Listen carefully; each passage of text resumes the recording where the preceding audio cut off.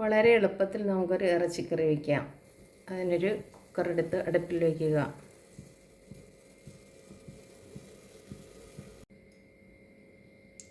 അതിലേക്ക് വെളിച്ചെണ്ണ ഒഴിച്ചതിന് ശേഷം കടുക് ഇട്ട് കൊടുക്കുക. അതിലേക്ക് കുറച്ച് കറിവേപ്പില ഇട്ട് അതിലേക്ക് എടുത്തു വെച്ചിരുന്ന പൊടി ചേർത്ത് കൊടുക്കുക.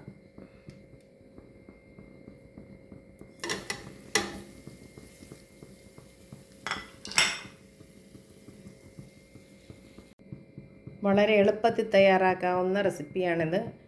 മല്ലിപ്പൊടി, മഞ്ഞൾപ്പൊടി, മുളക് പൊടി, മസാലപ്പൊടി എന്നിവ യഥാക്രമം ചേർത്ത് അതിൻ്റെ പച്ചമണം പോകുന്നതിന് വേണ്ടി വഴറ്റിയിട്ടിരിക്കുകയാണ്.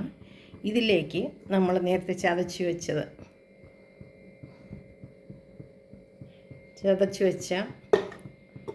ഉള്ളി, വെളുത്തുള്ളി,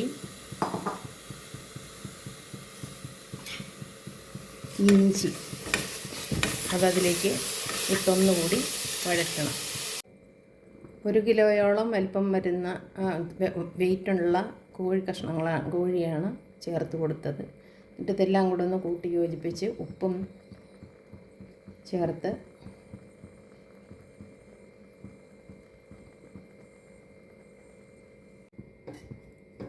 ആവശ്യത്തിന് ഉപ്പൂടെ ചേർത്ത് കൊടുക്കാം. ആദ്യം കുറച്ച് മാത്രം ചേർത്താൽ മതി, ചില കൂടിപ്പോയാലും അതുകൊണ്ട് പിന്നെ നോക്കിയിട്ടിടാം. അതോടൊപ്പം തന്നെ കുറച്ച് വെള്ളവും കൂടെ ചേർത്ത് കൊടുക്കും.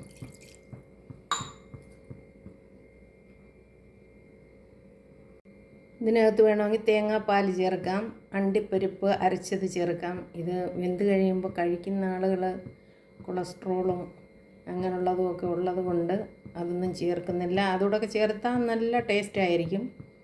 അങ്ങനെയും കൂടെ ചെയ്ത് നോക്കുക. വളരെ സ്വാദുള്ള കോഴിക്കറി റെഡി. എല്ലാവരും ഒന്ന് ചെയ്ത് നോക്കുക. എന്നിട്ട് കമൻറ്റ് ചെയ്തേക്കണേ, ഷെയർ ചെയ്യുക, സബ്സ്ക്രൈബ് ചെയ്യുക. Thank you.